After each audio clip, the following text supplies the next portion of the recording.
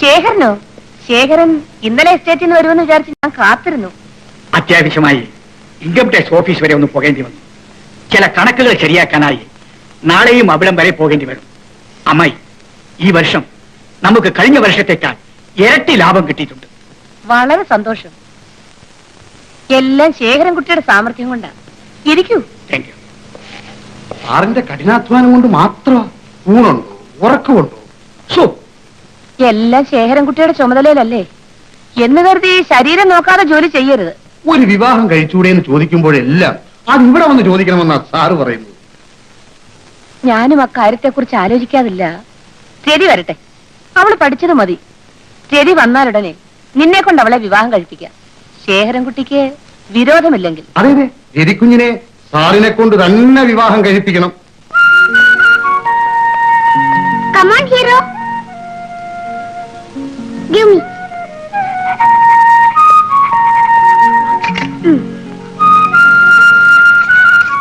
Give me. Satheesh, ഇപ്പൊ നോക്കിയാലും നിനക്ക് കളി തന്നെ. പഠിക്കാനൊന്നുമില്ലേ? അതിനെ സ്കൂളിൽ ചേർത്തില്ലല്ലോ. എന്താ അവിടെ ബഹളം? ഓ, നിങ്ങളുടെ മകനെ കൊണ്ട് ഞാൻ തോറ്റു. എപ്പോ നോക്കിയാലും കളി തന്നെ. നിനക്ക് ആ പഴയ പുസ്തകങ്ങൾ എടുത്തു വെച്ച് പഠിച്ചൂടെ? അതെല്ലാം ഞാൻ പഠിച്ചു കഴിഞ്ഞല്ലോ.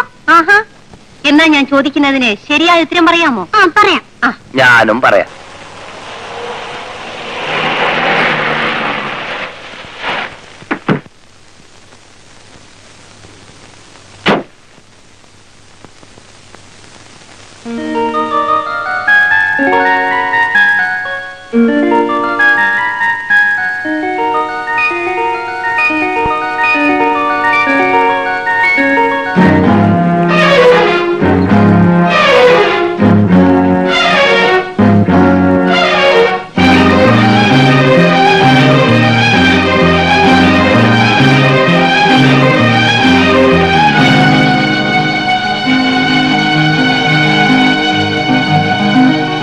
നമസ്കാരം സാർ. സതീഷിന്റെ അച്ഛൻ ഇവിടെ ഇല്ലല്ലോ, ഓഫീസിൽ വന്നില്ലേ? ഞാൻ വന്നത് സതീഷിന്റെ അമ്മയെ കാണാനാണ്. സതീഷിന്റെ സ്കൂൾ അഡ്മിഷൻ കാര്യം ശരിയായെന്ന് പറയാൻ വന്നതാണ്. അത് അദ്ദേഹത്തോട് പറഞ്ഞാൽ മതിയായിരുന്നല്ലോ. ഞാൻ ബാങ്കിൽ നിന്ന് വരുന്ന വഴിയാണ്. ഇവിടെ എത്തിയപ്പോ ഇങ്ങോട്ടൊന്ന് കയറണമെന്ന് തോന്നി. ഒരു മോഹം. പണം ആവശ്യമുണ്ടെങ്കിൽ തരാം. എത്ര വേണമെങ്കിലും തരാം. എത്ര വേണമെന്ന് ഞാൻ അദ്ദേഹത്തോടും ചോദിക്കട്ടെ? ആരോട്? എന്റെ ഭർത്താവിനോട്. എത്രയായാലും സംഖ്യ ഒരു പ്രശ്നമല്ലെന്ന് സാർ പറഞ്ഞെന്ന് ഞാൻ അദ്ദേഹത്തോട് പറയാം. അത് വേണ്ട, രാഘവന് ഇത് അറിയണ്ട. അറിഞ്ഞാൽ ഒന്നും വേണ്ടെന്ന് പറയും. സുശീലക്ക് വേണമെങ്കിൽ. മോനെ, ഇങ്ങ് വാ.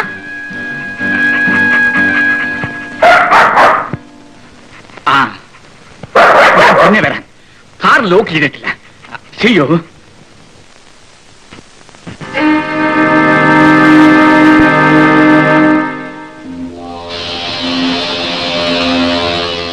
ഞാനിന്ന് ബാങ്കിൽ പോയി വരുന്ന വഴി മിസ്റ്റർ രാഘവന്റെ വീട്ടിലൊന്ന് കയറി. മകന്റെ സ്കൂൾ അഡ്മിഷൻ കാര്യം ശരിയായെന്ന് ആദ്യം തന്നെ മിസ്സസിനോട് പറഞ്ഞേക്കാമെന്ന് വെച്ചാണ് അങ്ങോട്ട് കയറിയത്. പക്ഷേ മിസ്സസ് രാഘവൻ എന്നെ ഒന്ന് അകത്ത് കിടന്നിരിക്കാൻ പോലും പറഞ്ഞില്ല. ഒരു അന്യനെ പോലെയാണ് എന്നോട് പെരുമാറിയത്. സാറേ, അവളൊരു നാട്ടും പുറത്തുകാരി പെണ്ണ. അവക്ക് ഈ ഫോർമാലിറ്റീസ് ഒന്നും അറിഞ്ഞൂടാ. അവക്ക് വേണ്ടി ഞാൻ സാറിനോട് മാപ്പ് ചോദിക്കുന്നു. രാഘവൻ വിഷമിക്കരുത്. ഞാൻ അതൊന്നും അത്ര സീരിയസ് ആയി എടുത്തിട്ടില്ല.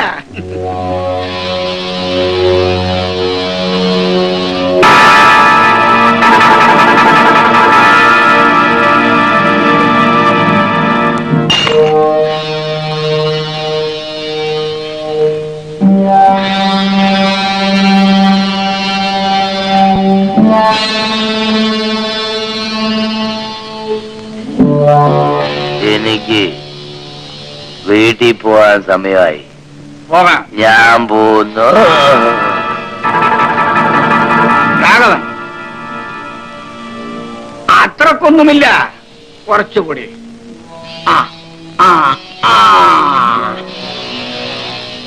Come on come on. മെല്ലെ മെല്ലെ. മെല്ലെ. അയ്യോ, എന്താ ഇത്?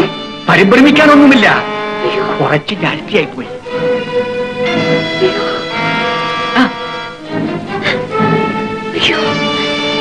ഈ സാധു മനുഷ്യനെ എന്തിനെ നശിപ്പിക്കുന്നു സാർ? കുടിക്കാൻ തുടങ്ങിയപ്പോഴേ ഞാൻ പറഞ്ഞത്, രാഘവൻ ഇങ്ങനെ കുടിക്കരുത്, നിങ്ങളുടെ ഭാര്യയ്ക്ക് ഇത് സഹിക്കാനാവില്ല. ആര് കേൾക്കാൻ?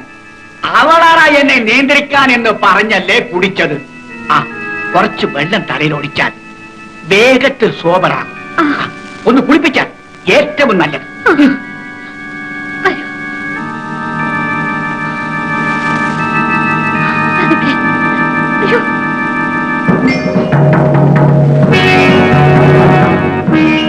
മെല്ലെ മെല്ലെ. അയ്യോ, ഞാൻ പിടിക്കാം.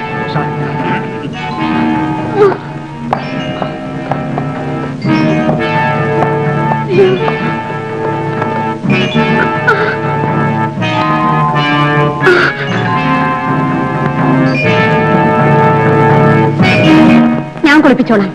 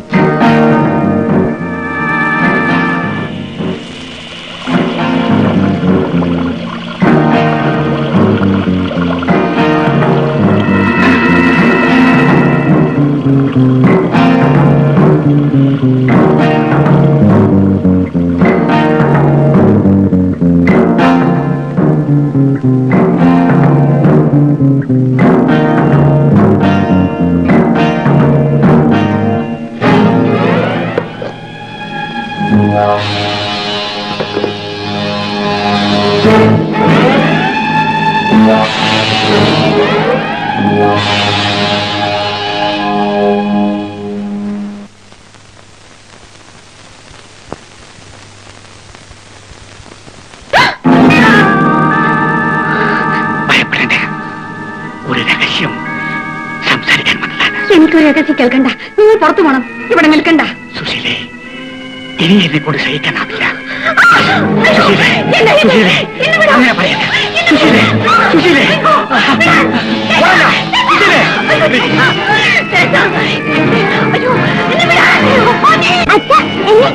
അവിടെ നോക്കൂ. അച്ഛാ, അച്ഛാ, അച്ഛാ, എന്നെ വിടാ. അയ്യോ, അയ്യോ,